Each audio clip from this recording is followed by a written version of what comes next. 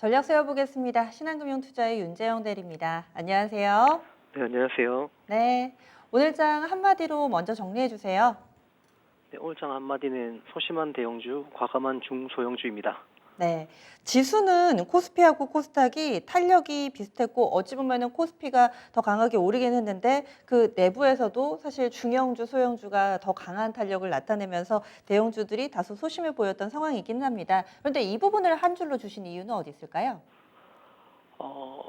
네, 시장은 8월 마지막 주부터 회복하는 모습을 보이곤 있지만 외국인 수급 개선이 불투명한 상황에서 중소형주의 주가가 좀 서로 다른 모습을 보이고 있는데요. 네. 대형주는 호재가 나오더라도 오늘 비록 시총 상위주 대부분이 상승하는 모습을 보이긴 했으나 호재가 나오더라도 상승분을 크게 내지 못하거나 당일 반납하거나 하면서 리스크를 경계하는 모습을 보이고 있습니다. 하지만 중소형주는 상승세를 여러 거래일 이어나가는 모습을 보이며 리스크를 어느 정도 감안하고 이 주가 상승세를 이어나가는 모습을 보이고 있어서 오늘 장 한마디 이렇게 정해봤습니다. 네, 그렇군요. 그러면 오늘 장 체크 포인트로 넘어가겠습니다. 중요한 점들 어떤 거라고 보시나요? 네, 오늘 장 체크 포인트입니다. 첫 번째로 전일 4거래일 만에 원달러 환율이 반등하는 모습을 보이며 외국인 수급 우려감에 코스피는 31.17포인트 하락하는 모습을 보였었습니다. 하지만 금일 원달러 환율이 소폭 하락하면서 외국인이 3,673억 매수하는 모습을 보였고 코스피는 25.21포인트 반등하는 모습을 보였습니다. 당분간 환율과 지수의 방향성이 같을 것으로 예상이 되고 있고요. 두 번째 체크 포인트로는 10거래일 연속 상승하는 모습을 보이는 코스닥입니다. 오늘 코스닥은 전체 807종목 상승으로 전체 60% 이상 상승하며 좋은 흐름을 이어나갔습니다. 세 번째로는 홍준표 테마의 지속적인 상승이 눈에 띄었는데요. 홍준표 의원이 대선 출마 이후 지속적인 지지율 상승, 2030 세대의 표심을 얻었다는 기사들이 쏟아지며 이번 주 내내 좋은 주가 흐름을 보였는데요. 특히나 경남 스틸은 금일 23.64% 상승, 8월 이후 2배가 넘는 주가 상승세를 보였습니다. 네. 정치 테마주 쪽도 체크 포인트로 살짝 정리를 해주셨는데 오늘 장에 눈에 띄었던 종목이나 섹터 있으세요?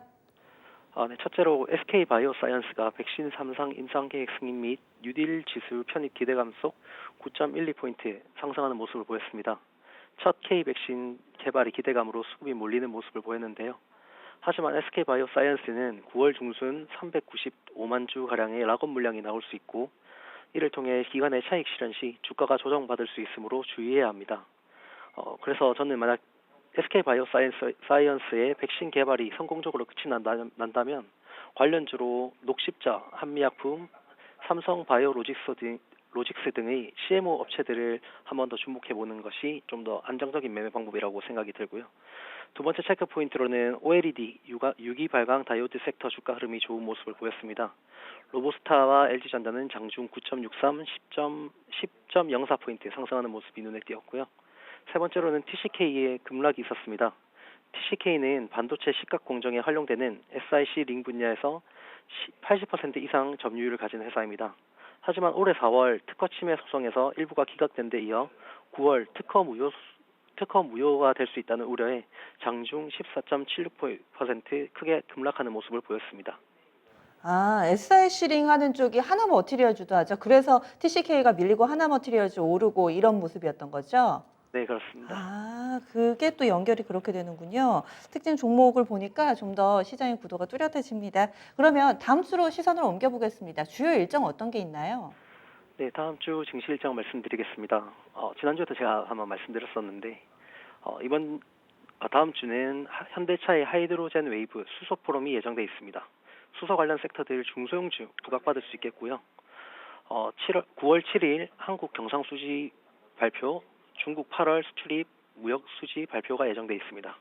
9월 8일에는 패드 연준 베이지북 발표가 예정돼 있으며 미국 7월 소비자 신용지수 발표 또한 있겠습니다. 9월 9일 선물 옵션 동시 만기일로 전후로 변동성이 확대될 수 있겠습니다. 또한 중국의 8월 PPI, CPI 발표도 예정돼 있습니다. 네. 국내외 이벤트들이 상당히 좀 많습니다. 그러면은 일정 중에서도 시장에 영향을 미칠 만한 부분이 있을 텐데요. 전체적으로 다음 주 시장 흐름을 좌우할 만한 부분들 어떤 거라고 보시나요? 네, 앞서서 말씀드렸던 증시 일정에 맞춰서 체크 포인트 말씀드리겠습니다. 네. 9월 7일 현대차그룹의 하이드로젠 웨이브에서 관련 기술들과 기업들을 예측해보고 투자를 고민하시는 것이 좋겠습니다. 뚜렷한 주도처가 없는 상황에서 수도차는 좋은 투자처가 될 것인데요. 제가 선공개된 티저 영상을 시청했는데 미래 수소 모빌리티와 차세대 연료전지 시스템이 공개가 될 것으로 예상됩니다. 관련주로는 금양, 대한금속, 현대로템 등 여러 많은 기업이 있으니 차트도 한번 보시고 사업의 주요 내용을 한번 주목해서 투자처를 고민해 보시면 좋을 것 같고요. 두 번째로는 9월 8일 패드의 베이지북을 유심히 체크해 봐야 할 텐데요. 이달 21일부터 22일 예정된 FOMC에서 테이퍼링 일정이 공개될 것이라는 관측이 나오는 가운데 패드가 경기에 대해 어떤 판단을 내릴 수 있는지 판단할 수 있는 이벤트가 되겠습니다. 경기 회복세에 대한 의견이면 11월 전후로 채권 매입액을 줄이는 조치, 불황에 대한 의견이면 테이퍼링 이슈는 당분간 이연될 가능성이 있으니 이거 한번 체크해 보셔야 되고요. 세 번째로는 9월 9일 선물옵션 동시 만기일 변동성 확대를 주의하셔야 됩니다.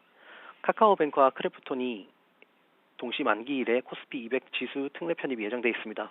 하지만 두 종목 모두 상장 초기부터 조기 편입이 예상됐던 만큼 자금 유입 영향은 크지는 않을 것으로 예측되고 있고요. 어쨌든 편입 수요가 존재하기 때문에 각 주요 지수 편입 편출 종목 매매에 유의하셔야 됩니다.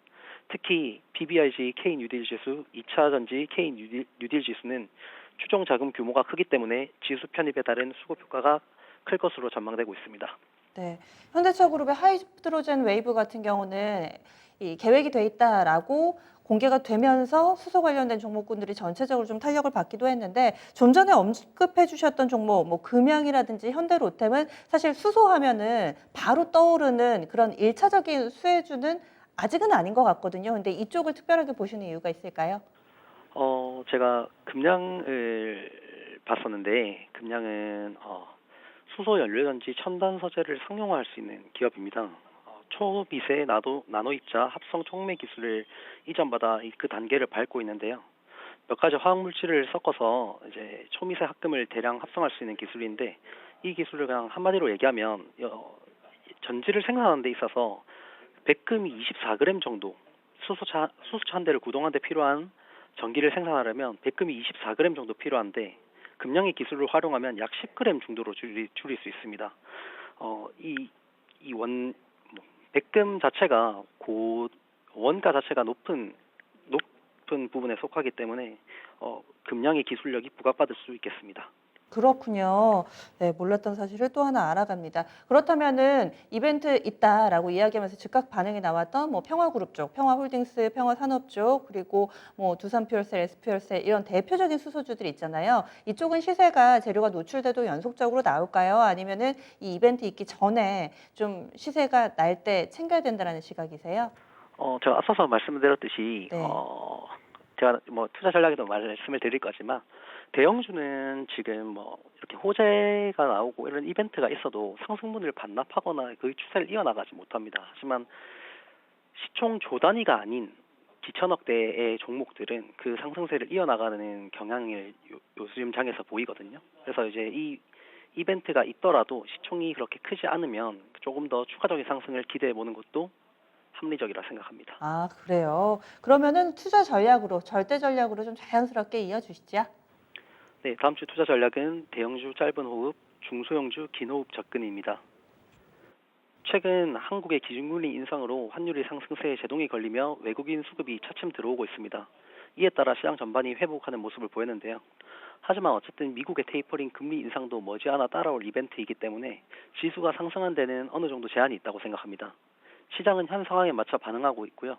호재가 나오더라도 대형주는 상승 여력이 제한되거나 상승세를 이어나가지 못하지만 중소형주의 경우 성장성이 뚜렷하고 실적이 어느 정도 나오고 있다면 상승 여력을 이어갈 수 있기 때문에 지금은 시장에 맞는 매매를 지향해야 할 때라고 생각하고요. 시총이 조금 작은 종목 중에서 성장성이 명확하고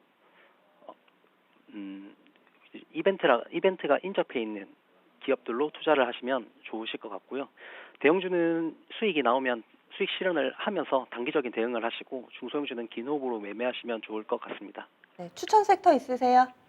추천 섹터는 좀 약간 편안하게 가져가고 싶으신 분들은 네. 리오프닝을 천천히 아, 리오프닝 주를 골자로 천천히 매집해 나가면 좋은 결과가 있을 거라 생각 들고요. 다음 주 수소 관련 중소형주들을 잘 공략해 보시면 괜찮을 것 같습니다. 네. 다음 주에 뵙겠습니다. 네, 감사합니다. 네, 윤재영 대리였습니다. 시장 전체적으로 대형주보다는 중소형주가 좀 더 유리하다. 대형주는 강하게 슈팅 나와서 수익을 주면은 짧게 좀 챙겨서 가는 전략. 그리고 중소형주들은 쭉쭉 끌고 나가는 극대화 전략. 이렇게 사이즈에 따라서 구분을 해주셨네요. 좋은 종목군으로는 리오프닝 쪽, 이쪽은 즉각적인 수익을 얻기보다는 좀 사 모아간다면 수익을 낼 거다라는 시각이고요. 수소 쪽은 또 이벤트 있으니까 다음 주 주가 움직임이 비교적 활발할 거다. 이런 의견까지 함께 들어봤습니다. 오늘 미스터 진단 예고해드리겠습니다. 저녁 9시고요. 진단 신청받고 있습니다. 022128-3388번으로 전화 주시면 되고 오늘 함께해 주실 분은 토마토 투자자문의 박준현 운용역, 투자클럽의 최병훈 전문가, 신한금융투자 이호석 PB 이렇게 세 분이 함께합니다. 궁금하신 분들 많이 신청해 주세요. 지금까지 다양한 투자 판단에 대한 도움 말씀이었고요. 종목의 상승 하락을 보장하지는 않습니다. 이번 주말 잘 보내시고요. 다음 주 월요일에 다시 찾아뵙겠습니다. 고맙습니다.